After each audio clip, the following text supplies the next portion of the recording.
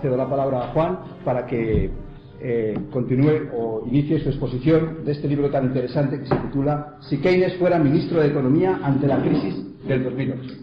Muchas gracias, decana, y también las palabras de Valentinedo, ilustrativas del acto, y por su colaboración y sus ánimos para hacer esa presentación, que también agradezco a todos vosotros vuestra presencia, que bueno, estimo que es una muestra de tanto de interés por la temática que concierne a ese libro, como también como prueba de, en fin, de sintonía intelectual, digamos, por lo menos, o incluso también de amistad, ¿no? Una cortesía que te agradezco infinitamente. Bien, antes de entrar en lo que es propiamente dicha la presentación, que al filo de lo que acabo de escuchar, pues a lo mejor acorto un poco, porque efectivamente se trata de que haya debate, o por lo menos se trata de que haya opiniones, de comentario, normalmente críticas también, claro.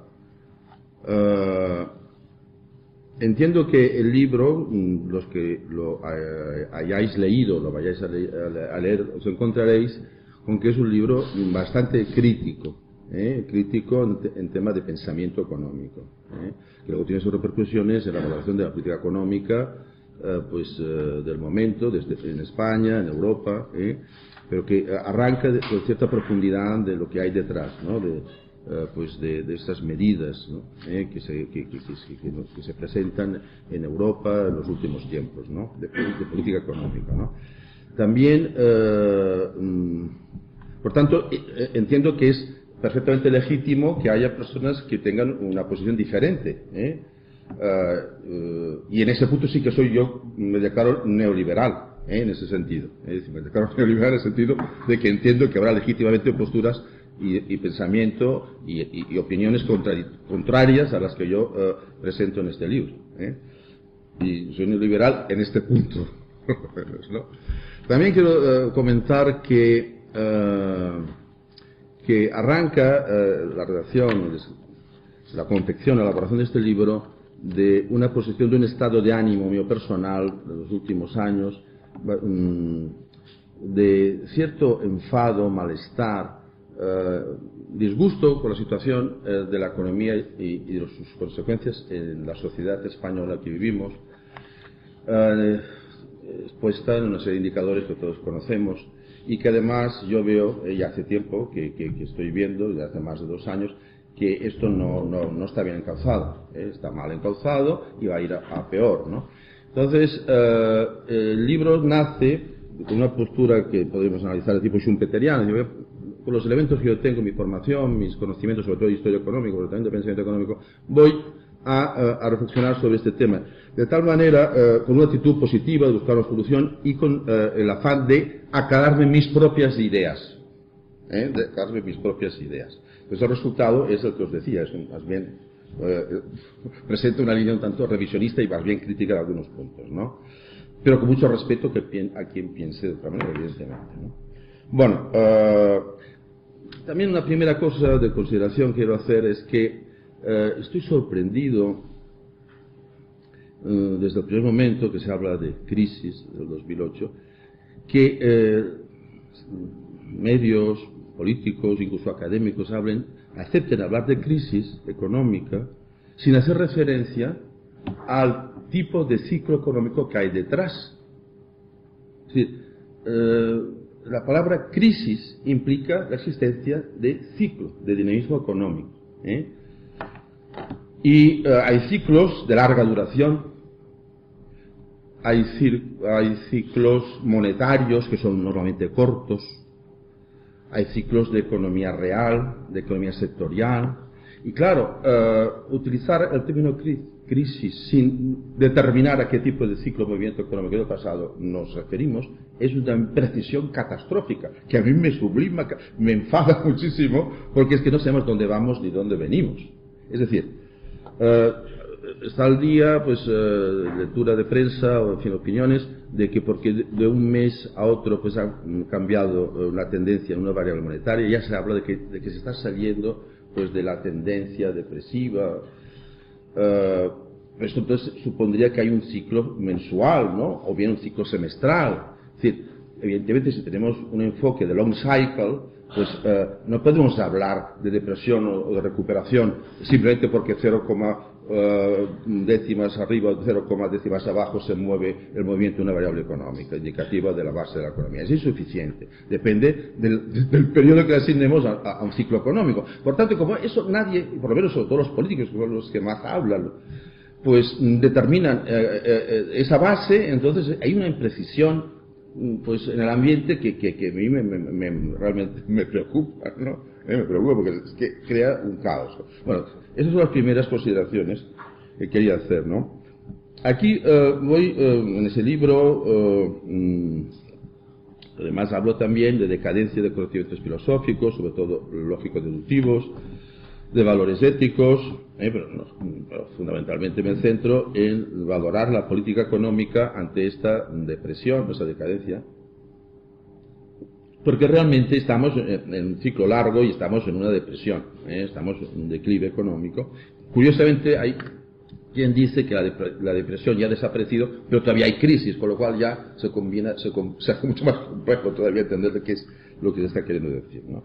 Bueno, valoraré la política económica ante la depresión y de entrada ya veis que disiento de la que se está adoptando por parte del gobierno de España, que es una política económica de retórica liberal, podríamos decir, neoliberal, pero en los hechos hace que sea una política económica un tanto ecléctica y por tanto también caótica en algunos aspectos, ¿no?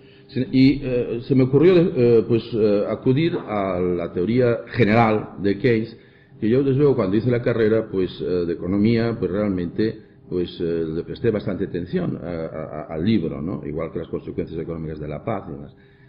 Y tengo que reconocer que los 2 últimos veranos pasados los he dedicado a reflexionar sobre la teoría general de Keynes, Y pienso que sería muy fructífero que siguiera esa andadura, es decir, porque es un libro que realmente merece la pena reflexionar sobre él. Bueno, en fin, no quiero alargar mucho porque si empiezo a hacer comentarios ociosos no. Defenderé por tanto su enfoque con este punto de partida. Keynes era, como sabéis, de formación y escritos neoclásicos, un hombre muy refinado, un pensamiento neoclásico, sobre todo de tipo monetario, discípulo de Alfred Marshall, y esta formación la mantuvo, pero planteó una teoría, como sabéis, para hacer frente políticamente a corto plazo a la depresión económica del decenio de 1930. Y ello constituye, para mí, un ejemplo, es un ejemplar para enfocar lo que estamos planteando, para tratar la situación depresiva actual, dado que entiendo que el análisis de Keynes es un análisis abierto y adaptable también a la situación del momento, ¿no? De estos últimos años. En su día nadie pudo rebatir, a mi juicio, ni siquiera Hayek, planteamiento de la obra de teoría general de Keynes. Sin embargo, hoy en día me encuentro con liberales extremistas, van incluso más allá de descalificarle, ¿no? Incluso dicen cosas de él que fue también un motivo por el cual me decidí escribir ese libro, ¿no?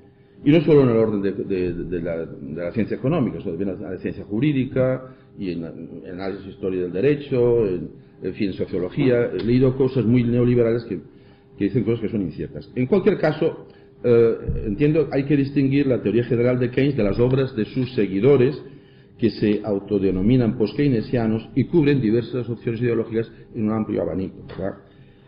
Keynes fue simplemente un liberal moderado que salvara el capitalismo y colaboró muy personalmente en la elaboración de un nuevo sistema económico internacional en Bretton Woods en el año 1944, como sabéis muy bien, que estuvo plenamente vigente hasta 1971-1973 con éxito. Y Keynes había muerto en el año 1946. Las 2 grandes obras para el caso de Keynes son, ya lo he mencionado, Las consecuencias económicas de la paz, que no voy a entrar en ello aquí, ni en el libro, hago mucho examen de ello, y sí, la teoría general del empleo, el interés y el dinero de 1936. La primera es de 1919, y la teoría es de 1936. En relación a los ciclos económicos, quiero decir, y a los políticos, que hacen políticas anticíclicas, quiero también observar, considerar que son menos importantes de lo que ellos consideran en cuanto a su protagonismo para hacer frente a una crisis económica. Es decir, las políticas que se hacen anticíclicas pueden aminorar una depresión, pueden estimular un crecimiento, pero los efectos no son, digamos, ni mucho menos definitivos, ¿no?, para resolver un ciclo. El ciclo tiene una existencia, tiene una vida propia y se puede, digamos, reencauzar una tendencia económica, pero no son tan importantes, ¿no?, o sea, los políticos ante el ciclo económico, es lo que quería decir, de una de las fases. Por lo menos esto es mi observación como experiencia del análisis histórico-económico. También quiero señalar que la revolución industrial inglesa no tuvo que ver, desde el punto de vista de causalidad, eso es una afirmación que seguramente puede tener debate, no tuvo que ver con el texto de la riqueza de las naciones, del ensayo sobre la riqueza del ensayo sobre la riqueza, me estoy confundiendo con Cantillon, investigación acerca de la causa de la riqueza de las naciones, de Adam Smith, de 1776. Esta obra, La riqueza de las naciones, perdón, pues esta obra no tiene una vía de causalidad con lo que es la revolución industrial, y tampoco, a mi juicio, el llamado individualismo metodológico, ni siquiera la fisiocracia. Quiero señalar que sí tuvo mucho que ver en la revolución industrial el mercantilismo y las doctrinas de los economistas anteriores a David Hume y a Adam Smith en diversos países europeos. También quiero decir que la revolución industrial inglesa se incuba y se desarrolla en los siglos XVI y XVII,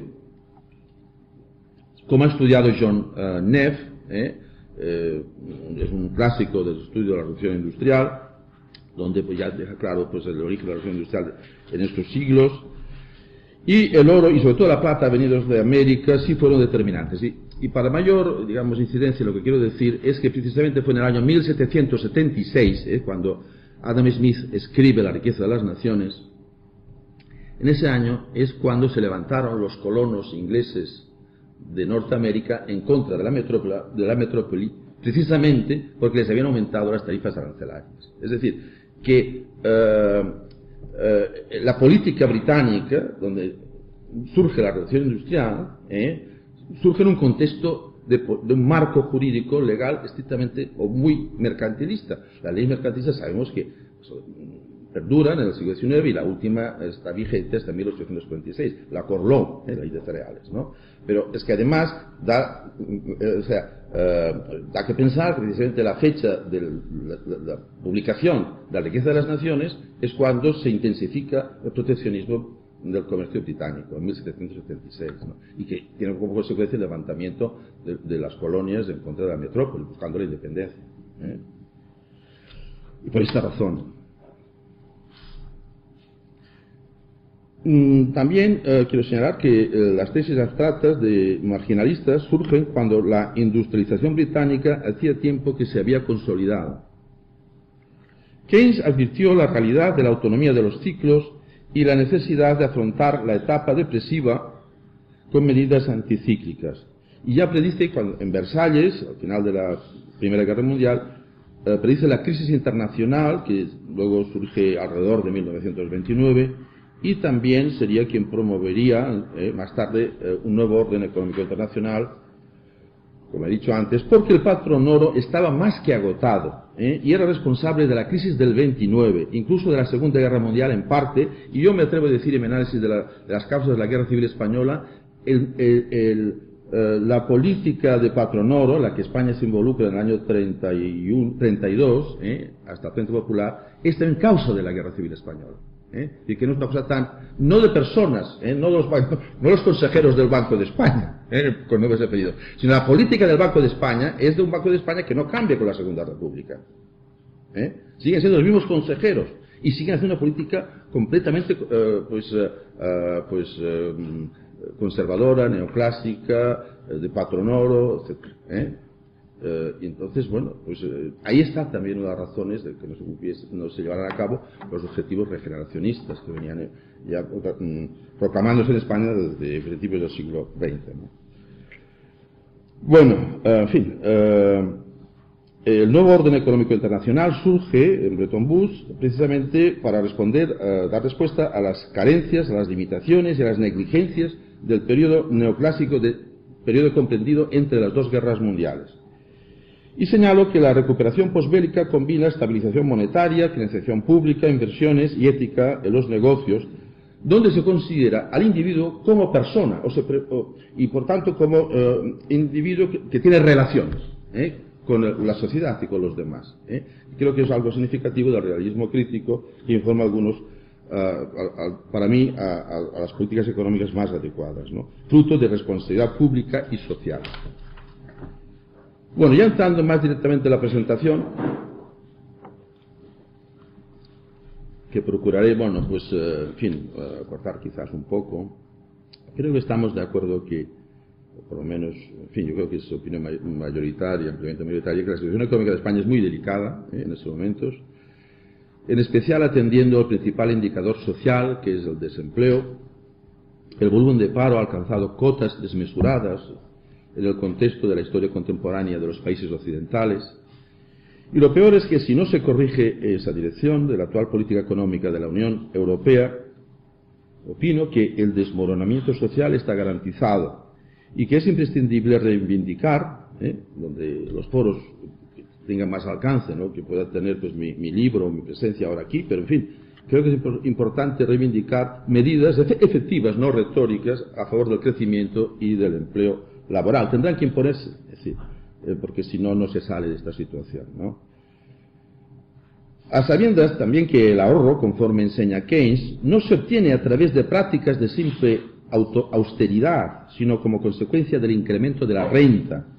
Así, resulta que el crecimiento económico es fruto de las innovaciones tecnológicas que fundamentan la inversión, impulsando el aumento de la renta, que es la base y la causa del ahorro. En términos monetarios, la oferta de dinero, la oferta monetaria, es endógena al sistema en Keynes, ¿no? Es decir, las inversiones tiran de recursos financieros que al destinarse a producir bienes competitivos no tienen por qué originar efectos inflacionistas, por lo menos en exceso. Y por supuesto esto atañe también al sector público. En cambio el tipo de interés, como se verá, es exógeno al sistema. Este planteamiento es contrario a lo que dicen o predican los neoclásicos defensores del laissez-faire en todos los mercados, que se viene promoviendo en la eurozona, ocasionando estragos socialmente negativos entre los países periféricos como España. Los neoclásicos, como sabéis, defienden la ley de Say. Para ellos el dinero es neutral, no es llamado a impulsar la economía, entienden el equilibrio a largo plazo, no aceptan la realidad de paro involuntario, señalan la existencia de cooperación entre los agentes económicos sociales en lugar de reconocer una relación monetaria. Su análisis arranca de la microeconomía para llegar a la macroeconomía. No aceptan la realidad de la depresión y ciclos económicos de largo plazo. Su filosofía es antropocéntrica mecanicista de origen cartesiano o bien utilitarista hedonista de origen benjamita. Y entre otros aspectos defienden el descenso de los salarios corrientes para hacer frente al paro. Propugnan el descenso del déficit público, desatendiendo que la variable en cuestión es la ratio, del déficit público con el PIB, y que éste desciende al caer el déficit por la simple caída del gasto público, neutralizando así su aparente objetivo de defender el déficit respecto al PIB. Por el contrario, para hacer frente a la depresión económica, la teoría es la de Keynes, quien critica con acierto la ley de Say. Me atrevo a decirlo porque, señalarlo, que sé que conocéis muy bien la ley de Say, pero entonces Keynes nos dice que los costes de producción, que se convierten en renta para los propietarios de los factores de producción, no se destinan necesariamente al consumo agregado del producto. También defiende el dinero como el principal instrumento del circuito económico, para impulsar la producción y el crecimiento económico entre las empresas, los trabajadores, el Estado y los bancos como macroagentes sociales fundamentales del circuito. El sistema capitalista no es cooperativo entre los agentes, se basa en la relación monetaria. En Keynes, el desequilibrio tiende a minorarse a corto plazo, recurriendo a las variables como propensión al consumo, que en el corto plazo tiene un protagonismo limitado, pero ahí está, la preferencia por la liquidez, el tipo de interés y la eficacia marginal del capital, que son impulsoras de renta y también, por tanto, de empleo y de ahorro, fruto de la inversión, no al revés, como dicen los neoclásicos. Keynes analiza los cambios de la oferta monetaria sobre la demanda efectiva, que descompone en incremento de empleo e incremento de precios. Y en ese punto destaco su valoración preferente, que es que el aumento de oferta monetaria genera incremento de precios gradualmente a medida que crece el empleo, en lugar de pretender que los precios sean constantes mientras no haya paro o que los precios inicien su ascenso al darse el pleno empleo, ¿verdad? Para Keynes, el dinero es un eslabón entre el presente y el futuro. No tiene una teoría autónoma del dinero, más bien tiene una teoría del valor y de la distribución. En su análisis de los cambios de la oferta monetaria, Keynes distingue, todo eso son elasticidades que, bueno, pues que responde en su obra, Keynes a las preocupaciones y a las críticas que caen sobre su teoría en torno a sus efectos inflacionistas, etc., ¿no? Son elasticidades que están muy reguladas y estudiadas, muy matizadas en la teoría general, ¿no? En su análisis de los cambios de la oferta monetaria, Keynes distingue entre sus efectos sobre los costes y sus efectos sobre el volumen de cambios de la demanda. Keynes acaba con el supuesto de una demanda de un producto considerado aisladamente de la demanda total. Yo creo que esto es una influencia bastante marsaliana, ¿no? Que consideraba que la demanda de un producto dependía también tanto de la renta como de los precios de todos los demás productos, ¿no? Punto de la síntesis neoclásica, ¿no? Marshall, maestro de Keynes, ¿no? Los cambios en la unidad de dinero sobre los precios se descomponen también entre sus efectos sobre los salarios y sus efectos sobre el empleo. Los salarios son el patrón esencial del valor en Keynes, ¿no? Respecto a las variables que intervienen en la eficacia marginal del capital, digamos algunas cosas, ¿no? Hay que considerar el precio de oferta o coste de sustitución de un activo, y este coste crece conforme aumenta la demanda. O sea, por tanto, a medida que pasa el tiempo va aumentando el coste, ¿no? de lo que sería el activo a invertir, ¿no? En cuanto a los beneficios esperados, estos se reducen cuando compiten entre sí cantidades crecientes de inversiones, y este efecto es más importante a largo plazo. Y esos dos elementos que determinan la eficacia marginal del capital, a mi juicio, son efectivos, por tanto, más a corto plazo, puesto que cuentan con costes más bajos y beneficios más altos. En cuanto al tipo de interés, un tipo de interés más bajo no genera descenso del ahorro conforme piensan los neoclásicos. Sí, sin embargo, un tipo de interés más bajo, por el contrario, tiende a aumentar la inversión, elevando así la renta y el ahorro. Las variables independientes del ahorro y de la inversión son la propensión al consumo, la eficacia marginal del capital y el tipo de interés. Por otro lado, el consumo y la inversión no determinan el tipo de interés, sino que determinan el volumen agregado de empleo. Una caída del consumo no determina la inversión, sino que aumenta el paro. La preferencia por la liquidez, yendo ya a los determinantes del tipo de interés, la preferencia por la liquidez se mueve por tres móviles, que conocéis, ¿no?, que pueden impulsar el deseo de conservar el dinero. El motivo transacción, el motivo precaución o de imprevistos y el motivo especulación. Y el motivo especulación, se da cuando se espera, la preferencia por la liquidez aumenta cuando se espera un incremento del tipo de interés o un descenso de precios o un descenso de cotizaciones en bolsa, ¿no? En cuanto a la oferta monetaria, que es la otra variable que determina el tipo de interés, enseña Keynes que la oferta monetaria depende de las operaciones de mercado abierto del Estado, de la fijación del nivel de reservas de los bancos y de la fijación del tipo de redescuento.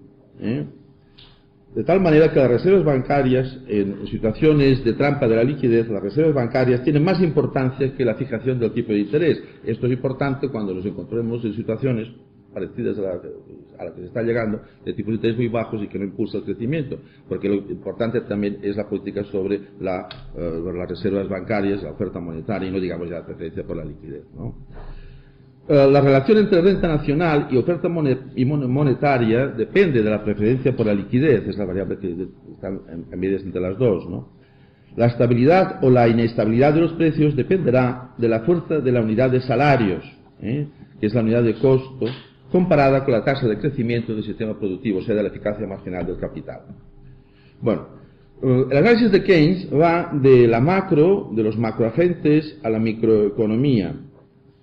Constata la existencia de paro, de desempleo involuntario, y rechaza técnicamente el recurso a bajar los salarios corrientes para resolver el problema del paro. Como veis, una práctica que está al orden del día en toda Europa y aquí también, ¿no? Hay un capítulo, el capítulo 21 de Keynes, que da una explicación clarísima sobre los efectos negativos que puede tener esa política, ¿no? Él se mueve promoviendo mejor la medida de la caída de salarios reales por inflación, que es más idónea que disminuir los salarios corrientes, ya que evita un enfrentamiento social, puesto que es más aceptable esa política por los trabajadores y sobre todo porque no genera deuda. Es decir, la política de bajar salarios corrientes, hay un análisis muy largo, interesante, en algún capítulo de Keynes que demuestra que va a aumentar la deuda pública y aumentan los prestamistas y aumentan, digamos, posiciones no empresariales, sino posiciones más de tesoramiento y de préstamo y de deuda, por tanto, y hay menos inversión, hay menos actividad empresarial. Todo eso es consecuencia de la política de descenso de salarios corrientes, el capítulo 21. Bien. La filosofía de Keynes, a mi juicio, es realista, es de realismo crítico, y los neoclásicos y ultraliberales afrontan el ciclo depresivo mediante, o por lo menos se mueven en un contexto que conduce a recesión, pérdida de trabajo, descenso de renta, caída de salarios, es decir, suspendiendo medidas que conduzcan directamente al crecimiento y al empleo. Es decir, hay como una insuficiencia, ¿no?, de aceptación del ciclo depresivo y con una visión más a largo plazo. Y hay unas limitaciones de lo que es la entrepreneurship, ¿no?, de la empresarialidad, que es la clave para responder a un ciclo económico desde el punto de vista que aquí defiendo yo, ¿no? Pienso que existe alternativa a las prácticas económicas del gobierno español de contenido neoclásico, inspiradas o dispuestas desde la Unión Europea, y dicha alternativa es viable y tiene fundamentos en la historia económica y la teoría económica. En concreto, basta recurrir a la experiencia de los planes de estabilización económica durante el siglo XX, que son planes de estabilización a corto plazo para generar una plataforma para la inversión, pero a corto plazo, no con visión a largo plazo. Con carácter más general, es muy ilustrativo el desarrollo económico de Europa durante el Golden Age de 1950 a 1970. En Keynes vemos la eficacia de los planes de estabilización, pero a corto plazo, y el déficit presupuestario se justifica para evitar males sociales. En cuanto a la deuda, normalmente suele tener un origen privado, o unos gruesos importantes, ¿no?, concentrados en grandes empresas y bancos, y después los gobiernos conservadores neoclásicos, algunas de ellas las convierten en parte en deuda pública. Aquí tenemos casos clamorosos, que no hace falta mencionar. Estamos pensando en Bankia y otras cosas, ¿no?, los avales de SACIR, etcétera, etcétera. La financiación de inversiones a largo plazo, con créditos a corto plazo, dejó de estar prohibido en Estados Unidos con las prácticas del laissez-faire inspiradas en el individualismo metodológico. Y eso fue debido a que con el beneplácito de Alan Greenspan se suspendió la ley Glass-Steagall, que era de 1930, que prohibía, digamos, esa manera de financiar proyectos de inversiones, ¿no? El proceso acabó con quiebras bancarias, que Lehman Brothers, Fannie Mae, Freddie Mac, AIG, Citigroup, también cayeron fruto de carencias regulatorias Royal Bank of Scotland, Lloyds, Northern Rock en el Reino Unido, ABN en Holanda, y por real estate en Alemania, Dexia en Francia o Fortis y KBC en Bélgica. Pienso que considerar el valor neutral del dinero, muy relacionado con algunos de los marginalistas, conduce al estancamiento, a la depresión y al paro involuntario.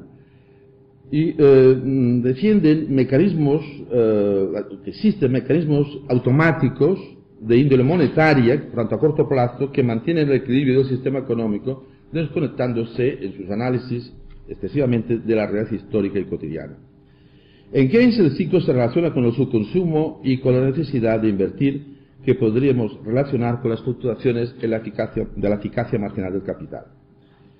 Es notable que el acierto de las políticas económicas de recuperación y expansión durante los decenios de 1950 y de 1960, de inspiración en la teoría general de Keynes, surge como respuesta correctora a los errores de las prácticas económicas de los años anteriores a la Segunda Guerra Mundial, o el gold standard, que podríamos, si queréis, hablar de este tema. También considero que fueron poco acertadas las políticas de los años 70, las medidas económicas de los países de la OCDE para hacer frente a la segunda crisis del petróleo, inspiradas en la doctrina neoliberal, estableciendo alzas en tipos de interés mediante la deuda externa de muchos países latinoamericanos, está vinculado a eso, mediante controles de la oferta monetaria, que fue la causa también del estancamiento económico, incluso de deflación y de estancamiento, por ejemplo, en Inglaterra, en los años 80, y en 1993, como sabéis, el Reino Unido abandonó el mecanismo europeo de tasa de cambio, definitivamente, aunque en el momento lo suspendió, pero no volvió a incorporarse inteligentemente, a mi juicio, ¿no? Y en España hubo, a raíz de la entrada en la Unión Europea en 1986, una etapa de expansión hasta la crisis del 91, que sí afloró realmente también el ciclo internacional, ¿no? Y que dura hasta el año 94. También, y yo casi podría ir terminando, porque resalto lo nefasto de la política del Banco Central Europeo para hacer frente a la crisis del 2008 en los países meridionales de la eurozona, fundándose en principios conservadores, neoclásicos, después de haber practicado el efectivo enfoque post-keynesiano desde el año 2000, favorecedor de la integración económica de las dos Alemanias. Esto está constatado históricamente. El cambio se produce desde el 2008 luego, ¿no? Y luego también habría unas cosas que quería relacionar en torno, pues, a la importancia de la política fiscal, pero que creo que está sobre la mesa, pero en fin, yo creo que ya podría dejarlo aquí, ¿no? Si queréis continúo. Sí, continúo. Sí, bueno, pues nada. Bueno, a propósito de la importancia, ¿no?, de practicar políticas de pacto, quiero recordar, eso tiene un fundamento histórico, que una de las esencias nacionales españolas mostradas a lo largo de la historia de España, desde los pueblos primitivos hasta el presente, fue el acierto en saber superar las dificultades mediante acuerdos entre los representantes sociales y los gobernantes, siguiendo la pauta de la eficacia de los pactos fiscales durante la Edad Media y en el periodo de los monarcas de la Casa de Austria, estipulados en las Cortes, interviniendo entre las Cortes y el Rey, interviniendo todos los estamentos como garantes del éxito de las correspondientes innovaciones tributarias. Eso explica la continuidad de las rentas provinciales del antiguo régimen y también explica el fracaso de la mayoría de las reformas tributarias impulsadas por los reyes de la Casa de Borbón, nada recurrentes a la convocatoria de Cortes. El espíritu de pacto fiscal los grimen estudiosos que van desde Juan de Mariana a Enrique Fuentes Quintana. Esta filosofía se funda en el realismo crítico y no en el individualismo metodológico. Asimismo, la base antropológica es el humanismo trascendente y la andadura fecunda de la historia de España conlleva relaciones sociales inspiradas en el liberalismo moderado. La complejidad de la actual crisis, depresión, denominada de 2008, obedece a que va más allá de un simple cambio de coyuntura, ya que además aflora la dinámica profunda de transformaciones sociales con repercusiones en las instituciones y organizaciones políticas que condicionan la andadura de la diversidad de pueblos y comunidades que de modo novedoso se ven enmarcados en un mundo global, consecuencia, entre otros extremos, del desarrollo de las comunicaciones y de las nuevas tecnologías, que tienen aspectos muy positivos, pero también tienen sus consecuencias, ¿no?, sociales.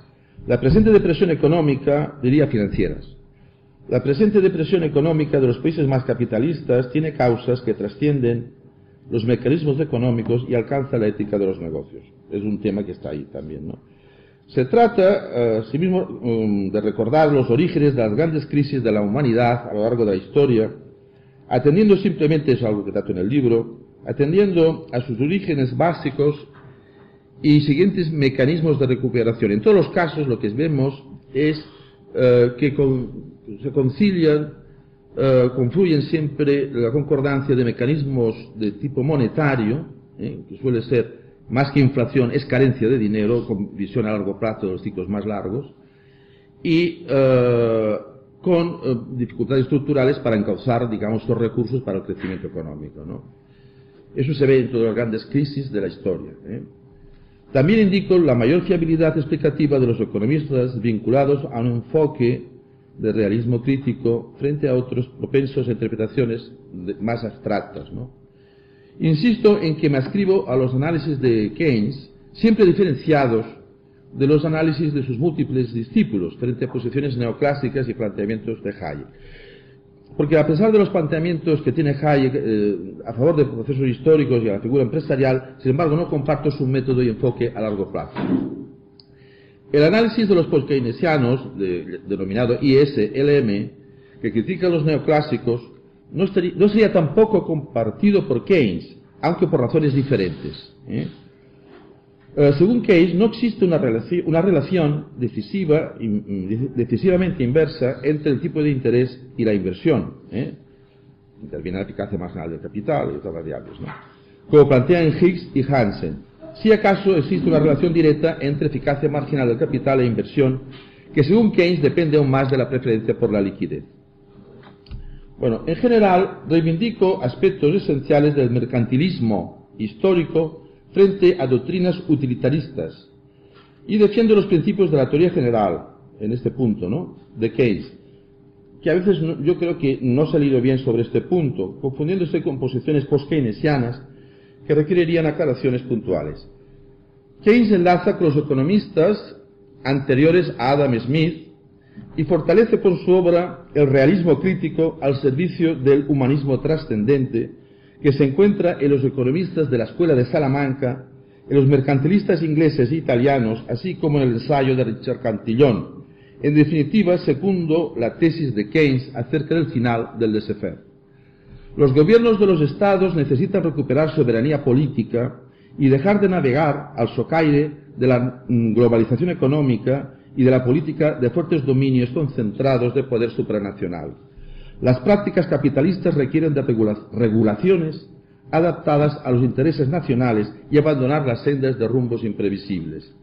Y destaco los límites y contradicciones de la riqueza de las naciones de Adam Smith, así como la trascendencia que tiene, destaco la trascendencia reparadora de la teoría general de John Maynard Keynes, mucho más de 100 años después. Observo la transformación contemporánea de un capitalismo comercial e industrial en un capitalismo financiero, donde el objetivo exclusivo o casi exclusivo de los negociantes son las ganancias monetarias. Keynes, como dije, siempre contempló un capitalismo industrial. Abogo por la renovación de la política económica en la Unión Europea, fundándome en criterios básicos por su validez universal del propio Keynes, argumentados en su teoría general. Las políticas inspiradas en el economista de Cambridge salvaron, como dije antes, la continuidad del sistema capitalista y en la última etapa de su vida Keynes fue un liberal moderado. Indudablemente esta nueva y vieja política económica de Keynes, para poder aplicarla hoy, requeriría desarrollar puntuales y especiales negociaciones con los políticos conservadores con actitudes recíprocas, de efectuar un debate abierto y fructífero. Y seguidamente recogeré un recetario modestamente de acciones válidas para la urgente recuperación de la economía de España. Tal efecto, ante la pregunta que podríamos formular si se puede alcanzar pronto el crecimiento económico en este país, digamos que el Banco de España tendrá que adoptar medidas reguladoras para la normalización monetaria y financiera y así potenciar la demanda de la inversión y del consumo. 2. No hay que intensificar más reformas laborales que hasta ahora han provocado, al menos de modo aparente o al menos simultáneo, más desempleo en España, lejos por tanto de aliviar el mercado de trabajo. No obstante, es cierto que con ello creció aparentemente la productividad laboral al facilitar la caída de los salarios y las reducciones del número de trabajadores en las empresas. Sin embargo, los problemas sociales no se han resuelto y en algunos aspectos se han intensificado. Y en tercer lugar, también, sin descuidar inversiones en I+D+I, sería efectiva la práctica de medidas dirigidas a una mayor difusión y uso de las nuevas tecnologías ya existentes en el tejido empresarial, introduciendo alzas de productividad del capital, así como otras medidas destinadas a practicar los ajustes necesarios en los sectores, llamémosles, tradicionales de la economía española, como el del automóvil y la construcción mediante rehabilitación de viviendas, entre otros ejemplos y modalidades. Y son importantes los parques tecnológicos y los viveros de empresas para estimular el espíritu emprendedor entre los jóvenes empresarios. Y si a ello unimos con la visión optimista el tirón del crecimiento inducido proveniente de los países emergentes como China, India, Rusia, así como también de Estados Unidos, se podría rozar, dentro de un supuesto optimista, decía, pues un alivio para el alto desempleo que hay en este país y alcanzar objetivos más satisfactorios desde el punto de vista social.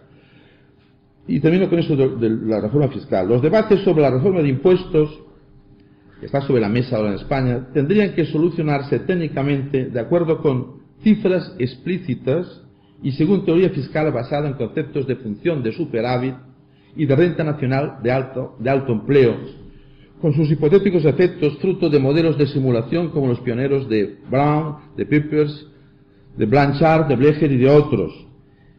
Y termino diciendo que la distinción entre el ciclo monetario y el estructural, ambos tipificados en el análisis económico y registrados empíricamente, a mi juicio califica, como hemos indicado, el estudio necesario para el diagnóstico, así como para aplicar medidas adecuadas para ayudar a resolver esta depresión. Pero convendría que los políticos hicieran más caso a los economistas académicos.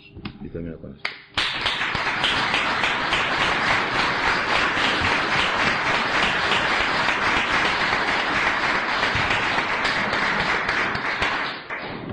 Muchas gracias. La verdad que la última frase ha sido categórica y debería de ser así, Bueno, yo por abrir un poco el debate voy a hacer dos reflexiones en voz alta y luego pues daré la palabra y podemos debatir sobre el tema.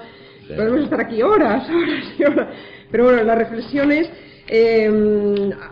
además de la última frase que me ha gustado especialmente, voy a hacer referencia a cómo ha empezado el profesor Juan Hernández Andreu con su explicación, y es hablando de ciclos. Sí. Hablando de ciclos, ¿qué ocurre? Que estoy totalmente de acuerdo, ¿no?, que tenemos que saber qué tipo de ciclo hay detrás, pero el problema es que cuando estamos en medio de un ciclo sabemos cuándo comienza, pero nunca sabemos cuándo termina. Entonces, hasta que no pasa el ciclo, muchas veces tampoco conocemos ni la magnitud, ni la amplitud, ni la duración del ciclo. Es lo que nos ocurre ahora. O sea, sabemos cuándo comienza, pero no sabemos cuándo va a salir de la crisis o qué tipo de salida vamos a experimentar, si va a ser constante o va a ser con altibajos, eso lo desconocemos. Claro, en cierto modo, esto es debido a que conocemos el origen, pero tampoco conocemos en todo este tipo de medidas y de recetas, pues cuáles son los mecanismos de transmisión que hay en la economía. Y de hecho los economistas sí solo están de acuerdo en el origen de los ciclos, pero no en esos mecanismos de transmisión. Y es lo que complica al final pues la evaluación de todas estas políticas y demás, el efecto que puedan tener los multiplicadores, pues toda la oferta monetaria también con el desarrollo financiero pues se va complicando más, monetario, del gasto autónomo, etcétera. Y luego las imperfecciones de los mercados. Al final estamos en un mundo que es cambiante. Y en este mundo cambiante, claro, las recetas, nos podemos preguntar, ¿puede haber una teoría general que sirva para todo? Pues obviamente no, ni sirve para todos los países, ni sirve en los mismos momentos del tiempo, en mi opinión. O sea que tenemos que analizar en cada momento en qué situación estamos. Estamos en un mundo que es cambiante, se van desarrollando los mercados, surgen nuevas imperfecciones y por tanto esos mecanismos de transmisión también se van complicando. Esa es la primera reflexión. Y luego la segunda, también al hilo de un seminario de investigación que tuvimos ayer, que hablaba de crecimiento y desigualdad, es este problema, que hay una correlación, no voy a hablar de causalidad, sino hay una correlación entre crecimiento y desigualdad, es decir, cuando los países, las economías están creciendo, disminuye la desigualdad, pero cuando están en crisis aumenta la desigualdad. Y es donde estamos ahora, o sea, estamos en una etapa de crisis que está aumentando la desigualdad y sobre todo de las colas más bajas, de las partes más bajas de las economías domésticas. Por tanto, es fundamental erradicar cuanto antes esta crisis, ya no por los efectos globales que pueda tener en la economía, sino por los efectos individuales que tiene sobre las economías domésticas y sobre todo por los perfiles más reducidos, ¿no? Por tanto, es obvio que esto va a aumentar la desigualdad. Hablábamos aquí de desempleo, pero cuando extendemos ese nivel micro, el problema se amplifica, es mucho mayor que a nivel macro. Entonces, simplemente estas dos reflexiones, y ahora abrimos el debate. Quien quiera intervenir libremente, porque aquí estamos en familia. Bueno, mientras hay alguno que está pensando, alguna observación. Son reflexiones, no hace falta que me contestes, vale. Elena Gallego, sí. Sí, nada. Perdón.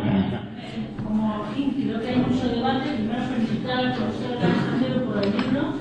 El libro yo lo he leído deprisa, eso sí, es decir, que no. Me parece un libro muy interesante, que crea mucho debate y efectivamente yo tomo también las reflexiones de la decana porque me parece que son muy oportunas. Entonces yo quiero lanzar preguntas un poco a la mesa y en función de ahí me preocupan mucho los mecanismos de transmisión. Efectivamente creo que los economistas creo que tenemos que estar más de acuerdo de lo que estamos si tenemos una ciencia común.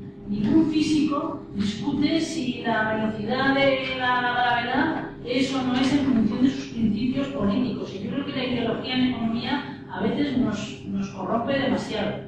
Entonces yo mi pregunta es, ¿en qué podemos estar de acuerdo los economistas en los mecanismos de transmisión que pueden estar vigentes en el modelo keynesiano y si somos capaces de distinguir los que son de oferta y de demanda para realmente tomarnos acuerdos en un marco europeo que nos interese a todos? Entonces mi pregunta es, ¿estamos en ese camino hacia esos mecanismos de transmisión y qué podemos hacer para meternos en ese camino? Muchas gracias. Yo agradezco mucho las dos intervenciones, son muy interesantes y invitan, ¿no?, pues a una reflexión, una contestación que sí puedo, creo, hacer un modesto comentario, ¿no? Y en torno a la dificultad de determinar la magnitud del ciclo, ¿no? O sea, determinar de qué ciclo estamos hablando. Pues yo te contesto, para eso está la historia económica. La historia económica, a la que yo me he dedicado, pues 40 largos años o 50, muchos años, pues, por cierto, yo cuando hacía la carrera, pues hice un estudio de la obra de Cantillon por afición, ¿no? Y entonces me parece muy interesante y siempre, y ahora he vuelto a pensar en Cantillon, ¿no? La historia económica, y sobre todo cuando estudié especialmente la crisis del 29, pues sí que me di cuenta que hay una serie de indicadores que te dan, digamos, elementos de juicio sobre la categoría de esa crisis que se permite trasladar a otras crisis. Y se ve si estamos hablando de una crisis estrictamente monetaria, una crisis estructural, una crisis de pesos relativos. En fin, y en cuanto a los mecanismos de transmisión, pues yo creo que uno de los aspectos que destaca el último análisis, digamos, ¿no? Pues el enfoque keynesiano del circuito monetario de Graziani, es la carencia de dinero. Y esto lo dicen economistas analizando la crisis del 29, como Friedman. O sea, el mejor libro de Friedman no es Free to Choose. El mejor libro de Friedman es La historia monetaria de los Estados Unidos. Y allí, esta es su tesis doctoral, más. Y en ese libro, él dice que entre el año 29 y el año 31, en Estados Unidos, hubiese aumentado la oferta monetaria, no hubiera habido crisis y depresión de los años 30. Y esto, otros analistas que vienen detrás de él, no rebaten esa tesis. Es decir, contra aquellos que dicen que siempre la inflación es la culpable, en las grandes crisis multiseculares, incluso muy antiguas, ¿no? ¿Por qué se va a América a buscar oro? ¿Por qué hay la crisis del mundo antiguo? Porque se pierde el oro de Oriente, ¿entiendes? Es decir, en definitiva, es la carencia de recursos monetarios. Y ahora la crisis es una crisis que inicialmente, bueno, pues inmobiliaria, que tú quieras, pero al final, ¿qué es lo que pasa en Europa? Que no hay financiación, que no hay dinero. Sí, eso lo sabemos. No, pues pero entonces... El origen lo sabemos. Sí, pero estructuralmente la sociedad tiene que organizarse para dar solución a esto. Claro. Y estos sistemas macronacionales, ¿entiendes?, están dominados, lo siento ya hacer un poco de demagogia, pero por unas fuerzas o unos eventos decisorios, que no son los que conviene, yo creo, a la mayoría de la población. Porque no se trata de pagar... Hay que pagar las deudas, ya lo decía el Padre Nuestro, ¿no te acuerdas? Que ahora ya no se dice, ¿no? Hay que pagar las deudas, ¿no? Ahora ya no se dice esto, ¿no? O sea, parece que las deudas hay que pagarlas, hay que pagarlas. Pero no se trata de pagarlas de un día para otro y unos tipos de interés y unas amortizaciones impresentables, ¿no? Es decir, todo tiene que negociarse. Vivimos un poco sometidos a una dictadura financiera, monetaria, que nos ha caído encima y que realmente eso es lo que habría que negociar. Es decir, es un problema de financiación. Totalmente de acuerdo. Esto para el corto plazo. Porque las reformas estructurales, pues que son más, tienen que ir dirigidas a cómo ese dinero llegue a quien lo necesita adecuadamente y en las condiciones óptimas, pues entiendo pues que esto lleva su tiempo, tiene que haber un mercado de trabajo, muchas cosas, ¿no? En torno pues a esos mecanismos, al sistema fiscal, a los países fiscales, al tema de la control fiscal, es decir, los recursos, los incentivos, en fin, hay una serie de elementos, pero al final, en último análisis, que la gente es elemental, no tengo dinero, este es el asunto, ¿no? Entonces, ¿cómo arbitrar eso? Pues esto yo creo que es precisamente el mecanismo de transmisión. Los precios relativos tienen mucho que ver, los precios relativos. Cosa que los neoclásicos, siempre, yo no sé por qué, pero colegas míos, a los que aprecio mucho y distingo por su conocimiento y su inteligencia, cuando yo hablaba en su día de precios relativos, que eso está en Kildebreger, que transmite la crisis de un sector a otro, es decir, tú trabajas en una empresa que cada vez pues vende menos coches, entonces ya dejas de comprar pues electrodomésticos, etcétera, ¿no? O sea, por esta vía yo creo que tiene bastante que ver. Y toda la teoría, digamos, de la demanda en torno a la renta y a los precios de todos los demás productos, si lo centras en un producto, pues todo eso tiene que explicarte de alguna manera los mecanismos de transmisión. Y desde el punto de vista monetario es el que haya disponibilidad de recursos monetarios. Y esto es lo que tienen que resolver ¿quiénes? Pues los que una sociedad organizada, un Estado puesto al servicio de esto a nivel internacional, está el Fondo Monetario Internacional, que no sé al final por dónde van los tiros, y por otro lado en España tenemos un Banco Central que es el Banco de España, que hoy en día ya ni siquera es un Banco central. Pero eso es lo que habría que resolver. Y habría que plantearlo. Yo en eso soy un poco, no un poco, soy muy revolucionario. Quizás por ya por los años estoy ya muy enfadado con esta situación, pero realmente es que yo creo que habría que tomar medidas, por lo menos, otra cosa. Es decir, cuando se habla de cambios importantes, y disculpadme que me extienda demasiado, pues se piensa que simplemente desaparece el euro o desaparece una institución. No, es que cambia el escenario de todo el resto de instituciones y de países. Es decir, que el espacio y la economía es muy dinámica, ¿no? Y tú cambias, adoptas una política contracorriente, no solo cambias tu política, no te aíslas, sino que intervienes sobre los demás. Y esto es lo que hay que medir. Y eso es la teoría económica es lo que tenéis que hacer. Esos son los mecanismos de transmisión, efectivamente. Pero eso es lo que tenéis que resolver. Me alegra haber abierto el debate y precisamente la pregunta que hacía el de Gallego iba en esa línea, es decir, que efectivamente estamos de acuerdo en el origen, pero no en los mecanismos de transmisión. Y efectivamente el cómo llega la economía real, pues todas estas políticas, estos efectos, las inyecciones de liquidez, que efectivamente hay una falta de crédito y está clarísimo y por ahí tienen que ir las políticas, ¿no? Y luego el estar dentro de la Unión Monetaria, del euro, pues ya dependemos de otros países, perdemos el control, claro, del tipo de cambio de la oferta monetaria. Entonces, claro, a eso me referí también con esta realidad cambiante, cada vez más complicada, ¿no? Pero me alegra haber abierto el debate. Sí, por favor. Yo en la idea que insiste Juan de salida de la crisis y la falta de dinero en manos de los bolsillos de los consumidores, etcétera, es una idea, digamos, que es lógica y natural de cara a las políticas que se han de adoptar en estos momentos. Pero a mí me gustaría remontarme a la otra mitad de la crisis, que es su desencadenamiento.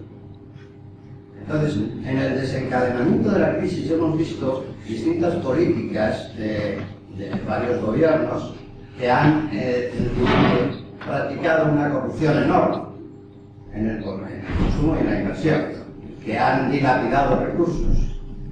Y hemos visto un sistema bancario que ha especulado de una forma atroz contra el sistema a base de conceder deudas que sabía que no se podían pagar.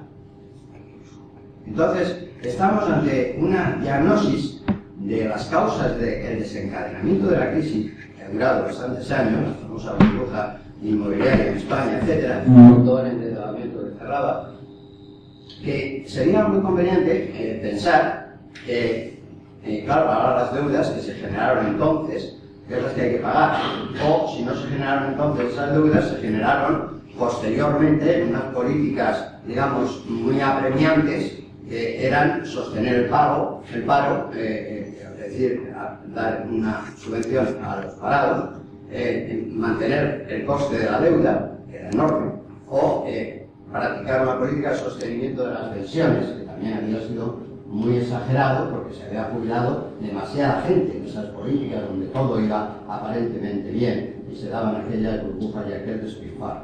Entonces, en el fondo, la génesis de la crisis, yo creo que también lo ha señalado Juan, tiene que ver con la cuestión de la falta de ética de la política, de las decisiones económicas, y falta de ética muchas veces también en los grandes centros financieros, en sus grandes también decisiones de crédito o decisiones especulativas. Y claro, evidentemente estos dos fenómenos de corrupción política y corrupción económico-financiera en los negocios no se han afrontado. Es más, yo creo que no hay una diagnosis de la crisis en sus causas más profundas, que yo creo que, perdonadme que insista en esto, creo que tiene una componente filosófica y ética muy importante. Entonces los economistas tenemos que ser un poco filósofos y ver por qué las conductas económicas están conduciendo a esos mecanismos y por qué las crisis se repiten históricamente en determinados ciclos y por qué es muy probable que se vayan a repetir. Porque si no se afrontan las causas y se hace una diagnosis ético-económica de las crisis y de su desencadenamiento, lo vamos a encontrar. Ahora, es cierto que en estos momentos lo que es apremiante es dar solución al problema del desempleo, que es masivo en España, dar solución al problema del crédito, para que las empresas y pequeñas y medianas empresas creen empleo, que son la clave del gran empleo en España, pequeñas y medianas empresas, y luego ver también cómo podemos llegar a una capacidad de consumo y a un estándar de vida que sea el propio de un país que ha alcanzado unas cotas de desarrollo industrial, etcétera, como las que tiene España. Entonces estamos de acuerdo en esto, pero realmente yo insisto en que hay que ver las causas desencadenantes del problema. No, sí, estoy totalmente de acuerdo, ¿no? Totalmente de acuerdo. Podemos hablar de eso que a ver si surge, ¿no?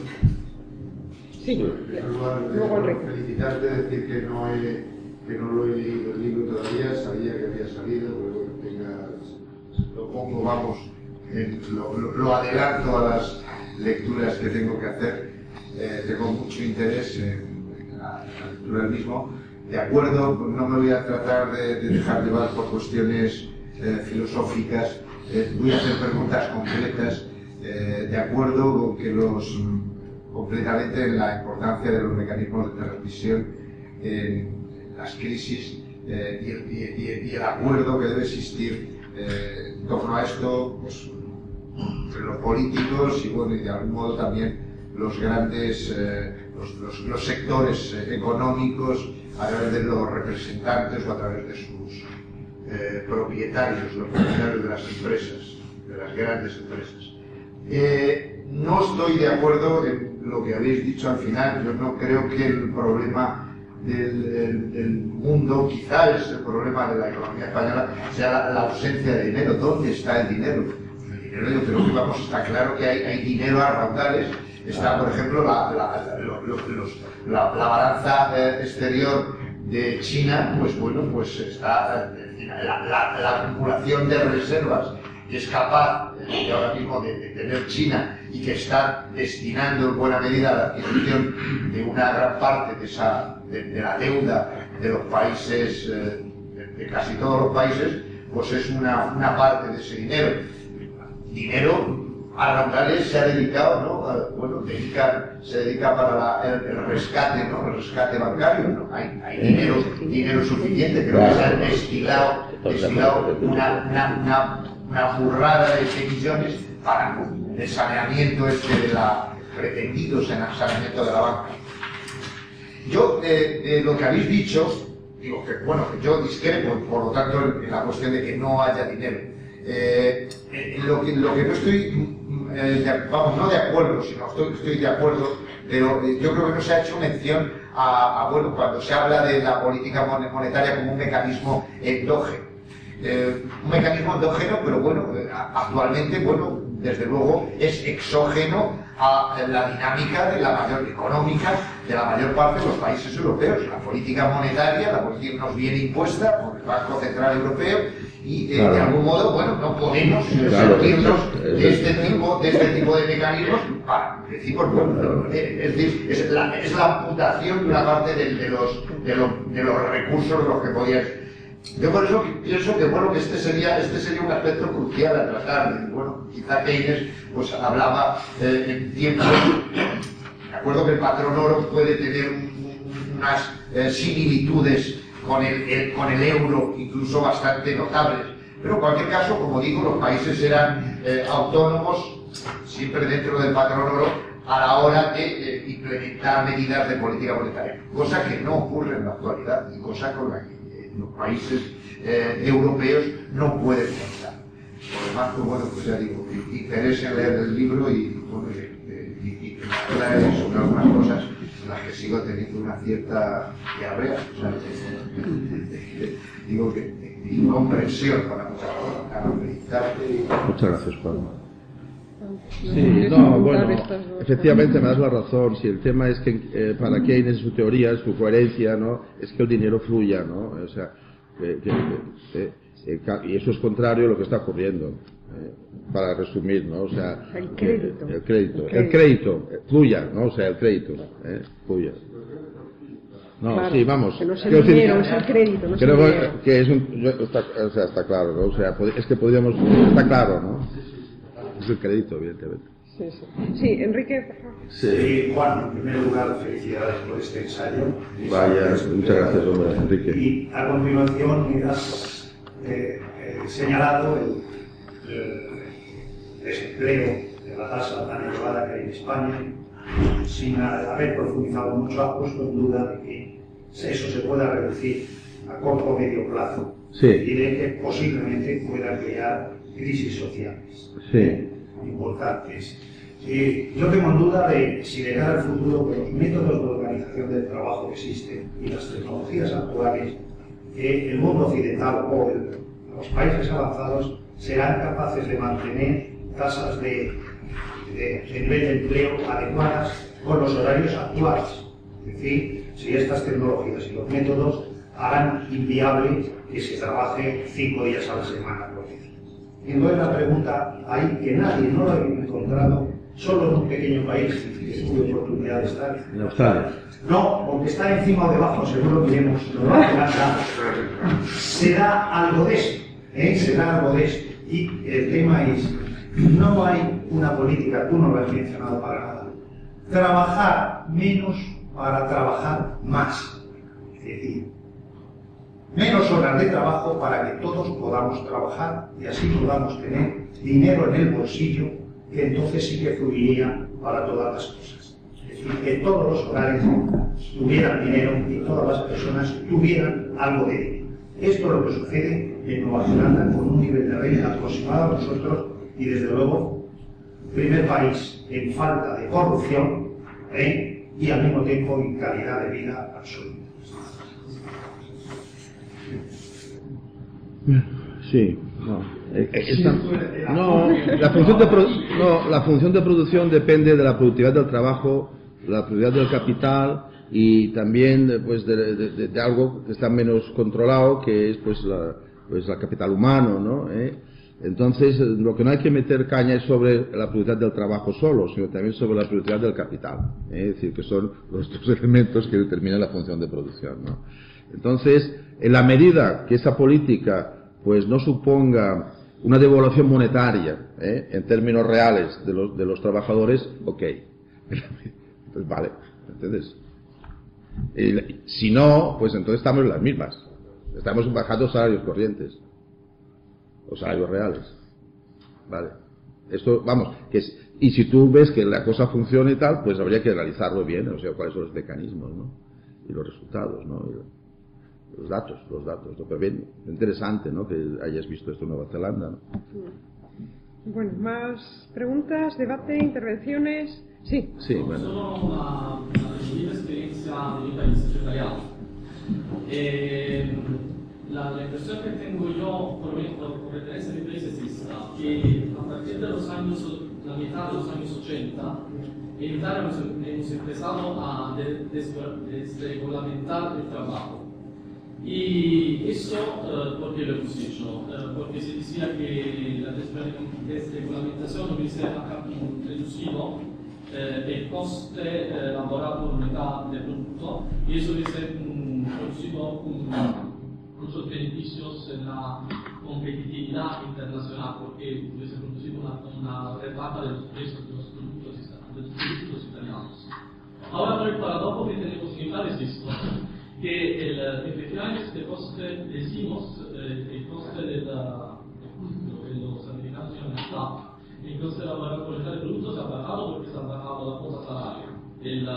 La parte que está arriba de la descentrada del punto se sabe, la cuota salario partido de la productividad del trabajo. Se ha reducido la cuota salario, se ha reducido el punto. Pero los empresarios se lamentan mucho diciendo que efectivamente eso ha producido efectos benéficos porque ellos tienen que pagar mucho el trabajo en Italia. Ahora la cosa para mí es esta, que son muchísimos años que en Italia no tenemos una buena reforma industrial, así que no se ha hecho nada por muchísimos años para aumentar la parte baja de la fracción. Así que tenemos cuota salario que baja, pero nada se ha hecho para levantar, por ejemplo, la productividad de los trabajadores. Y encima, los empresarios efectivamente pagan muchísimos impuestos en Italia. ¿Por qué? Porque en Italia sucede esto. Yo he leído un artículo que ha sido publicado en el más importante periódico nacional de economía que pertenece a las uniones industriales, el Sole 24 Ore. En el mes de junio del 2012 se publicó un artículo a firma de Alfonso Ferri, a donde se demuestra que a pesar que a nosotros nos han dicho de todo los europeos, diciendo los italianos tienen un gasto público demasiado alto, los italianos aquí, no sé cosa, al final se demuestra leyendo los datos del AMECO, que es la database europeo, que los gastos públicos italianos son en línea con los otros países europeos. El problema de los italianos es que no tenemos una buena actividad de colección de dinero, en el sentido que hay demasiado fraude fiscal, ¿no? ¿Y eso por qué? Porque efectivamente hay, lo decía antes también el profesor Andreu, cuando no hay una buena relación dentro de los ciudadanos y el gobierno, en el sentido que los ciudadanos no tienen mucha confianza en el gobierno, se pierde ha perdido el Estado la credibilidad, hay siempre alguien que tiene capacidad de fraudar el fisco, ¿no? En Italia el fraude fiscal es elevadísimo y la causa principal de los impuestos de los empresarios es el fraude fiscal. ¿Por qué? Porque a lo mejor hay trabajadores que no pueden fraudar, son los que pagan continuamente impuestos y se encuentran con siempre menos poder de compra, y hay otros que pueden defraudar, que son una parte mínima, que pero dañan muchísimo la financiación del gasto público. Así que tenemos un gasto público en línea, pero sin cobertura.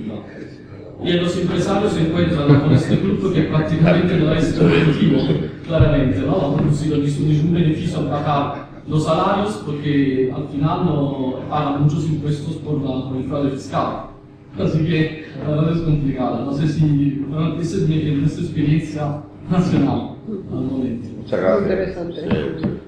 Bueno, pues alguna, sí, Martín. Bueno, yo leyendo el libro, una parte que he podido leer, me venía a la mente el debate que los economistas casi siempre mantenemos desde una perspectiva normativa, ¿no?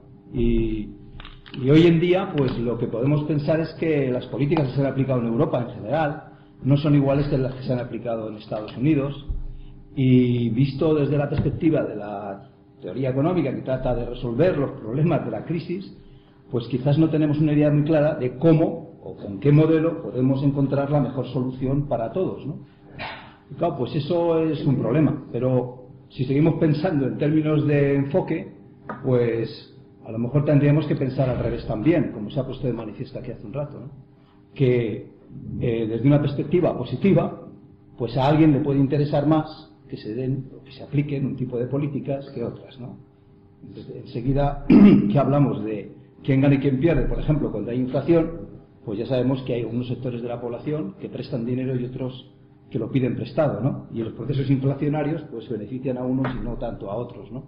Entonces no sé si se puede entrar en detalles, pero bueno, a mí me parece que es interesante avanzar también en el debate de cómo abordar desde una perspectiva normativa, a ver qué soluciones responden mejor a los problemas actuales, y también si hay grupos de interés que intentan que las soluciones sean de un tipo y no de otro. Y luego, en toda esta dinámica de keynesianismo, yo me estaba acordando de Fernando, que también presentó aquí un libro el año pasado, que no dice nada, hablando de Keynes, pero piensa mucho, y coincidía mucho con lo que tú decías. Bueno, Keynes era uno y los keynesianos eran otros, ¿no? Que también era un tema interesante sobre las posibles soluciones teóricas a los problemas económicos, ¿no? No sé cómo lo ves tú, Juan. No, claro, sí, pero es un problema también estadístico, ¿no? Es decir, que los políticos tendrían que estar muy al tanto de estos fenómenos en términos cuantitativos y controlarlo y tal. No, yo creo que en estos momentos el problema en Europa y en España no es un problema de inflación, ¿entiendes? O sea, de deflación. Casi de deflación. Por tanto, teóricamente tienes toda la razón, pero en la práctica, o sea, es que nos han cortado el grifo por todas partes, ¿no? Entonces, esto es el asunto. O sea, el problema, de deflación monetaria y real, claro, las dos cosas, ¿no? Por tanto, y además, a mí, ya son comentarios un poco, no tiene de tertulia, pero a mí lo que me asusta es cuando grandes empresarios, gente que los pocos que hay en España, pero que los hay, y con mucho capital, pues dicen que su actividad económica, su facturación, el 80% es en el extranjero, ¿no? Esto supone contratación laboral, capital, impuestos, todo, que se queda fuera, ¿no? Claro, o sea, tenemos unas empresas extraordinarias, pero que no repercute en nuestro PIB, ¿no? O sea, y en nuestra liquidación de ingresos tributarios. Y bueno, el tema de la Hacienda es que, si queréis, ya que tú eres un buen hacendista y aquí también hay otro hacendista y veo hacendistas por aquí, hombre, yo creo que en eso lo que se llama la función de superávit o la relación entre el saldo de la liquidación tributaria de presupuesto con la renta, hombre, eso se mueve según el tipo de presión fiscal o de tipo de estructura fiscal, tanto la técnica, impuestos directos o indirectos, etc., o dentro de los directos o indirectos, en fin, el tipo de gravamen también que hay, ¿no? Porque claro, eso es lo que hay que mover para que medidas que quieras tú utilizar para una renta determinada, un incremento de recaudación, tienes que variar en la estructura fiscal, y si no varías la estructura fiscal tienes todas medidas impulsoras del crecimiento económico. Es decir, eso hay que tomar opciones ahí para que haya más recursos y haya más crecimiento. Entonces, pues, pero yo creo que estas cosas no se las oigo al ministro de Hacienda, y creo que tendría que explicarlo claramente, porque con don de gentes, ¿no? De palabras, explicar las cosas para que se entienda, porque dice, vamos a votar o bajar los impuestos, y pues, bueno, Virgencita de Lourdes, ¿no? O sea, quedarnos como estamos, porque lo que hacen es aumentar es el IVA, claro, evidentemente. Bueno, en fin, esto ya es con tertulia, pero la problemática hoy en día es la deflación, es tremendo. Sí, pero yo iba más por los modelos está claro, generales que tratan de resolver los problemas. Evidentemente. Es que hay unos modelos, mira, en todos los años, yo ahora no lo sigo, pero en una época lo seguía, el presidente de Estados Unidos hace un discurso en octubre, el Estado de la Nación, y te dice el por qué aumenta o baja un impuesto y qué tipo de figura tributaria y qué tipo de gravamen, porque tienen medido perfectamente ese cambio, qué repercusiones tendrá en la renta y en la renta per cápita. Porque tienen calculado los estudios de simulación. Esto aquí yo no lo hemos visto nunca.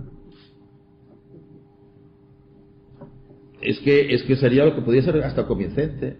Y esto es lo que hay que argumentar frente a los representantes de la sociedad, de los parlamentos, que es una manera de buscar un pacto. Si estuviera aquí algún compañero del departamento que ha hecho estudios que no se parecen exactamente a los que se hacen públicos por el Ministerio sobre los efectos de cambios en los impuestos. Las previsiones de los Hoy cambios, hay un informe, hoy presentarán el informe, parece, sí. Las previsiones de cambios en la recaudación no coinciden con las estimaciones que se hacen aquí. Lo que coincide muy bien con la frase que tú dices, que convendría que de vez en cuando preguntaran a la academia. Sí, es que es tremendo, ¿eh? Yo estoy alucinante, ¿no? O sea, una cosa. Sí, y luego sí.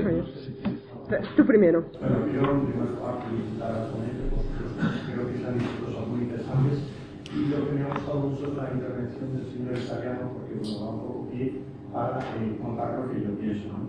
Es cierto que los salarios han subido mucho, ahora se han de bajarlos, parece una cosa catastrófica, pero sí la productividad del trabajo ha caído mucho. Entonces, nos encontramos con un país en el cual la inflación ha sido una de las causas de la burbuja, porque teníamos un tipo de interés negativo real, ya que la inflación estaba por encima del tipo de interés fijado por el Banco Central Europeo, con lo cual ahora no podríamos salir de esta inflación. Yo creo que podría ser muy negativo, aunque bajaría la deuda. Pero ha dicho el ponente, y me ha parecido muy interesante, que los políticos deberían hacer caso a los economistas. Pero, enlazando con lo que ha dicho el señor Italiano, deberían hacer caso, quizá más incluso, a los empresarios. Es decir, el 80% del paro que tenemos no son de grandes empresas. España es verdad que tiene muy pocas. Hace 30 años teníamos más centrales nucleares, más producción agrícola, pesquera, era un país más grande, teníamos camiones, furgonetas, coches, etc. Y ahora no tenemos nada. Si comparamos eso con países medianamente desarrollados o desarrollados, pues en fin, hay países con un PIB muchísimo más bajo que el nuestro y tienen marcas y tienen cosas, ¿no? Pero, ¿qué pasa aquí? Que el 80% del paro procede de las pymes, ¿no? ¿Qué se debería hacer para que las pymes contrataran? Porque yo no estoy seguro de que aunque ahora hubiera mucho crédito, los empresarios hubiera demanda de crédito. Ahora mismo hay mucho dinero en España que no se está invirtiendo y la gente lo tiene guardado porque no se fía. ¿Qué es lo que están reclamando los empresarios desde hace ya mucho tiempo? Menor burocracia, que no sea tan complicado montar una empresa, que no sean tan difíciles sus trámites burocráticos, que haya seguridad jurídica. Se acaba de ir Adelson porque pedía que el gobierno le blindara contra cambios normativos, devolviendo la inversión. La productividad total de los factores es negativa. Hay un entorno ahora de depresión, pero nada comparado un 25% del paro. Lo que está pasando en España no se puede comparar con lo que pasa en otros países. Yo creo que aquí hay un problema estructural. Y es verdad que en todas las estadísticas que se hacen año a año por distintas entidades, retrocedemos en libertad económica, aumentan los trámites burocráticos, el tiempo para la creación de una empresa. En fin, yo creo que ese es el problema primero que hay que tratar, hacer lo que están demandando los empresarios, ¿no? Y también dicen ellos que, bueno, hay muchos convenios colectivos, hay muchas cosas de estas. Claro, si ellos no están dispuestos a producir, no hay nada que hacer. Sí, no, la reflexión es interesante y sugerente. A mí lo que me lleva es a dar una explicación lo más breve posible de por qué hemos llegado a esta estructura económica a la que usted alude, ¿no? Y primera cosa que le diría es que en España está pendiente una reconversión industrial. Está pendiente. Aunque ha habido innovaciones tecnológicas aplicadas, pero en términos comparados a otros países hay una reconversión industrial pendiente. La entrada del mercado común europeo en el año 86 pareció que esto ya solucionaba todos los problemas de la economía de este país, pero luego a eso le unes en el año 91 Maastricht, la libertad de movimiento de capitales, entonces resulta, bueno, pues que estamos al albur de que vengan capitales a invertir a este país, y la única política monetaria es la única política económica es la política monetaria. Evidentemente, bueno, vamos a ver. Aquí, y esto solo en términos económicos, vemos planteamientos de tipo ideológico político porque no tiene nada que ver con eso, ¿no? Aquí se pasó de haber una política de proyección indicativa, con todos sus defectos, etcétera, a una dirección general de planificación que precisamente nombraron a Carlos Sebastián. O sea, Carlos Sebastián lo nombraron director general de planificación económica en el año 83. Yo me acuerdo perfectamente porque yo me fui a Texas y él estaba en California, entonces vino a España, pero luego dimitió porque no tenía, porque ya el marco político económico general, no ya de España, del gobierno, en general, pues era ya esas orientaciones neoliberales, una revisión crítica de lo que había sido la etapa anterior a la crisis del petróleo, en fin, la liberación de mercados, todo eso. Entonces la planificación ya no tenía sentido, Entonces, claro, se abandonó el afán ese de hacer, digamos, una estructura industrial, que España es un país que no está terminado económicamente, porque tiene ciclos industriales que tienen que ver con eso, ¿no? O sea, importan bienes de equipo, pero cuando entran en obsolescencia, bueno, el balance de pagos se había recuperado, pero luego entra en déficit porque hay que importar otra vez bienes de equipo porque solo vivimos de exportación de bienes semiterminados o bienes digamos de poco capital incorporado, ¿no? O sea, de bienes semi-elaborados o elaborados, pero no de bienes de equipo, ¿no? Y bueno, esto es un problema estructural que viene dado históricamente por esa carencia de una reconversión industrial en España, y luego pues que la entrada en el euro, que buscaba la convergencia, se hizo en términos estrictamente monetarios. ¿Y cómo se hizo caja? Pues vendiendo el patrimonio de empresas públicas como Endesa, que eran perfectamente competitivas, pero se vendieron, y entonces pues ya, que son descapitalizaciones importantes para el conjunto de este país, que ahora uno se da cuenta de estas cosas, en su momento no, porque todo funcionaba de otra manera, ¿no?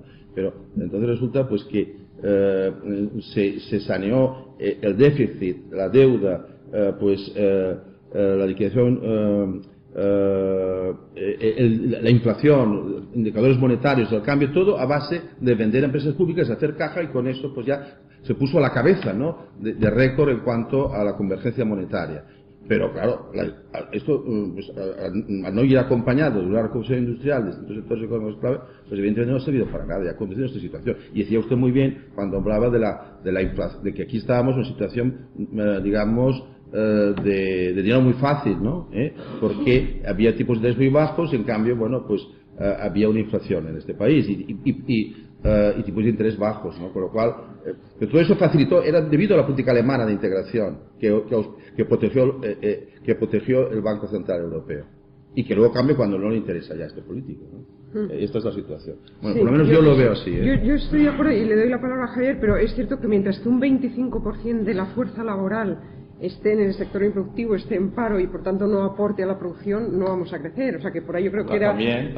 Su apunte, de decir, bueno, de que incorporar este 25%, porque si no el crecimiento va a ser muy difícil, y si es a través de pymes habrá que facilitar la creación de empresas pequeñas de empleo para que sean productivos, ¿no? Totalmente de acuerdo, Javier. Bueno, yo sobre todo quería felicitar a Juan, ¿no?, que ha leído, y bueno, no le he leído el libro, pero lo he comprado. ¡Hombre!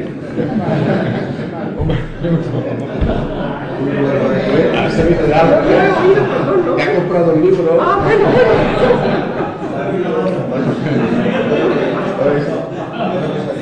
Muy interesante, me gusta mucho, además el planteamiento, bueno, neorrevolucionario de Juan, ¿no?, que lo encuentro cambiado, ¿no?, con su ideología. Y bueno, también me gusta lo que ha dicho Enrique, lo que ha dicho Valentín, que me parecen, lo que ha dicho Juan, me parecen aportaciones interesantes. Yo quería subrayar una cosa de todo esto, y yo comparto, que es que yo creo que el mundo está muy descompensado en términos de reparto del poder, ¿no? Entonces, claro, dices tú, no hay dinero, claro, no hay dinero para algunos, claro, para la mayoría no hay dinero, pero para los banqueros hay todo el dinero que haga falta. Entonces, claro, se rescatan los bancos, se cambia la Constitución, pero claro, es un nuevo reparto del poder que favorece mucho a unos pocos, pero que desfavorece al conjunto de la ciudadanía. Entonces, bueno, lo que dice Enrique, de que quizá no hay trabajo para todos, bueno, habría que repartirlo, puede que tenga razón, ¿no? Pero claro, para eso hay que cambiar el reparto del poder, o sea, a esta gente que no paga impuestos, que lo manda todo a los paraísos fiscales, que son unos auténticos chorizos, incluyendo los políticos, bueno, habrá que ponerlos en su sitio, ¿no? Y a los banqueros también, y si hace falta denunciar la deuda o parte de ella, pues habrá que hacerlo. Pero claro, eso en la Unión Europea, donde es donde nos han impuesto no lo veo yo que sea posible, o sea, yo soy muy pesimista porque me parece que la Unión Europea, para nosotros, la Unión Monetaria Europea, es un corsé que es casi imposible quitarse del medio. Claro, esta gente, la alemana, ¿no? La troika, toda esa gente, nos tienen agarrados del cuello y nos están estrangulando, ¿no? Yo lo veo complicado salir de ahí. Claro, yo creo que para que las cosas se arreglen un poco, hay que redefinir el reparto del poder. O sea, los acreedores, vale, habrá que pagarles, pero como dices tú muy bien, no todo. Claro. No se les puede pagar todo a la gente. O sea, no se puede cambiar todas las leyes para pagar a esta gente, que tiene su parte de responsabilidad. O sea, los que prestan el dinero también tienen una culpa por dárselo a gente que no les va a pagar. Ahí parece que no, que las deudas hay que pagarlas sí o sí. Pues no, yo creo que no. O sea, se puede denunciar las deudas porque ha habido un abuso en la entrega del préstamo. Y eso es algo que aquí no se cuestiona. Yo creo que sí que habría que hacerlo. No, está muy bien, sí, sí.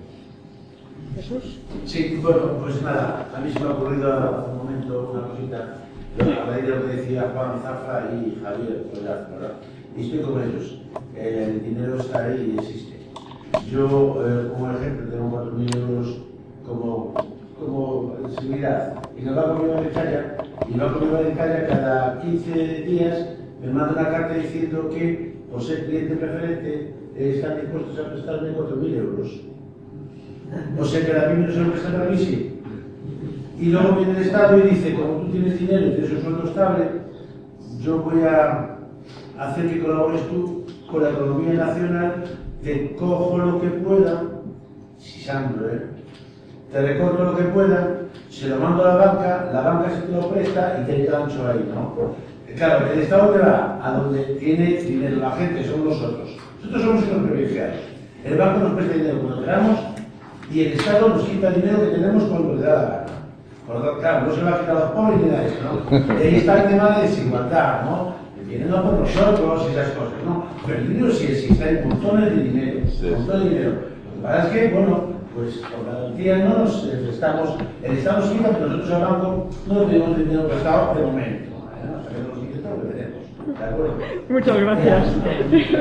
Sí, por favor. Yo quería decir una cosa sobre. A mí me gusta mucho la teoría económica, estudiarla y otras cuestiones, pero yo desde hace años estoy muy metido en movimientos sociales, los que en los últimos años han crecido bastante. La cuestión que yo detecto, lo que me siento incluido, es que claramente se habla mucho de crecimiento, se habla de políticas macroeconómicas, que no todos las tienen que entender. Es importante divulgarlas para que todo el mundo lo entienda, es importante el lenguaje especialista, pero también es importante que ese lenguaje tenemos un sistema realmente democrático que llegue a la mayor parte de la gente, ¿no?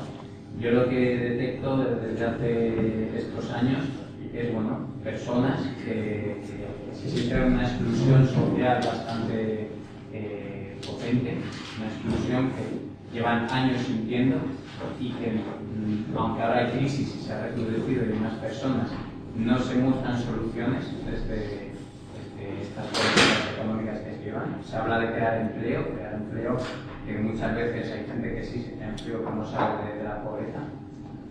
Luego, un sistema que también se ve como que se basa sobre la represión, que cuando estas personas, antes hablaba de los empresarios, ¿no? Hablaba más a los empresarios que no tengan nada de eso, pero también también hay mucha gente que percibe que cada vez que se opone a determinados puntos de vista que parecen indiscutibles, como antes que hablaba otra persona sobre el tema de que la economía tendría que ser casi una ciencia, cuando hay una ideología, es decir, se habla de capitalismo, hay ideología, ya por sí. Es decir, en definitiva, las personas sienten que para que este sistema siga funcionando necesita cada vez más represión. La muestra claramente es la ley Mordaza, por ejemplo, que quieren sacar ahora, que va a reprimir cada vez más a las personas. Se aleja, bueno, no sé si nunca ha habido esa percepción de que, bueno, nunca ha habido esas ganas de que haya un sistema realmente democrático. ¿Hasta dónde tiene que llegar esa democracia? Que cumpliría con cuestiones como la corrupción, el dinero, dónde va, para qué se usa los recursos, que la gente entienda para dónde van esos recursos, y bueno, y cómo usarlos y cómo acabar con esta exclusión, ¿no? Una exclusión que hace que la gente se haga antisistema, no sé si se hace antisistema o los hacen antisistema, porque eso también es muy importante. Muchas personas se ven totalmente excluidas. Yo soy de la opinión que este sistema no funcionaría sin la exclusión social, lo cual es una cuestión que habría que discutir profundamente. Yo creo que yo soy de esa opinión. Yo siempre a lo largo de la historia he visto que siempre ha habido unos excluidos socialmente, y sin esos excluidos no sé si funcionaría este sistema sin exclusión y represión. ¿Qué acciones está tomando la gente? Pues yo por un lado veo personas que se están implicando en la política representativa, que ahora están saliendo alternativas con fuerza, intentando llevar la democracia a las instituciones, y otras personas que directamente se están alejando del sistema, buscando pues, como la autogestión, ¿no? La autogestión, estos conceptos muy libertarios de apartarse totalmente del sistema y buscar alternativas que solucionen de veras su situación. Y bueno, yo después de haber estado tanto en la calle, es un debate que echo de menos dentro de las universidades, dentro de las personas muy especializadas, porque entiendo perfectamente hacia dónde va este debate. También veo un poco de crítica, yo también estoy de endogamia, en la cuestión de en qué se discute y en qué dirección se lleva. Y por otro lado veo que realmente los problemas reales, ese humanismo que hemos hablado, pues se tienden es muy interesante. a apartar, ¿no? Y yo creo que ahí tiene que estar la clave. Antes otra persona hablaba del tema filosófico dentro de la economía. Yo creo que, no sé, a mí eso es lo que últimamente me interesa más. Estoy intentando captar donde es muy difícil, lo entiendo. Hay que hacer un cambio muy grande, pues es muy revolucionario, ¿no? Pero yo creo que por ahí tienen que ir las cosas. Es decir, hablar de humanismo y de democracia, ¿no? Me han gustado todas las intervenciones, muy interesantes, pero la tuya también y especialmente, ¿no? Porque lo que das en uno de los móviles del libro, ¿no? Y es, yo veis que en el libro no lo habéis visto, solo algunos, ¿no? Pero lo veréis si lo leéis. Está encabezado con una frase de Cicerón, en un libro que dedicó a su hijo para instruirle didácticamente, que se titula De Officis, ¿no? Donde hace toda una relación de oficios útiles, que tiene que ver con actividad económica, y de oficios honestos, honestos y deshonestos, sí, los califica éticamente, ¿no? Y llega a la conclusión, yo ese libro me lo he leído también este verano, en francés, y concluye que no puede haber trabajos útiles si no son honestos. Esto en el año 44 a.C., es el modelo clásico que tenemos. Entonces, bueno, yo es que esto es un mundo y ahora pues tampoco quiero ser excesivamente en fin, un poco exagerado, ¿no? Pero lo que ha pasado es que nos hemos pasado de sistemas individualistas a sistemas contra el individuo. Y esto está en la filosofía clásica, la que yo llamo realista, de realismo crítico, realista y crítica, donde está una parte esencial, una parte existencial, una parte lógica, una parte ontológica, una parte materia prima, una forma sustancial que permite el cambio, la transformación, la continuidad, y buscar, digamos, soluciones sin cambios radicales del individualismo pues al socialismo radical, porque el individuo es individuo, y ahí lo he dicho mal, la persona es individuo, por tanto tiene un compromiso consigo mismo, pero también tiene un compromiso con los demás, y es más ético consigo mismo en la medida que tenga un compromiso más auténtico con los demás. Y la palabra persona, en griego, en latín, significa relación. Es decir, hay mucho individuo, pero hay pocas personas, a lo mejor. Hay muchas personas, pero también no es lo mismo. Es decir, que la esencia y la naturaleza humana implica defender los propios intereses, pero también al mismo tiempo lo de los demás. Entonces esto es la clave de todos los sistemas económicos que hemos experimentado. Hay de todo. Ha habido épocas, sobre todo en la historia, hay épocas moderadas dentro de un sistema u otro. Hay convergencia también en sistemas mixtos. Antiguamente había en Estados Unidos una situación Comparative Economic Systems, ¿no? Donde pues se distinguía entre los modelos teóricos y los modelos reales. Los reales se veía que había una convergencia del socialismo por una liberalización que hemos visto históricamente, y también en aquella época de la potestad keynesiana y tal, había una andadura del sistema neoclásico a un sistema donde había cada vez más intervención, pero compaginando la iniciativa privada con los intereses colectivos, que es un tema difícil, pero que en el fondo es la filosofía que yo creo que es más acertada. El sistema clásico es el mismo de Marx y el mismo de Adam Smith, no se ha descubierto otro en el mundo que nos movemos, el mundo occidental.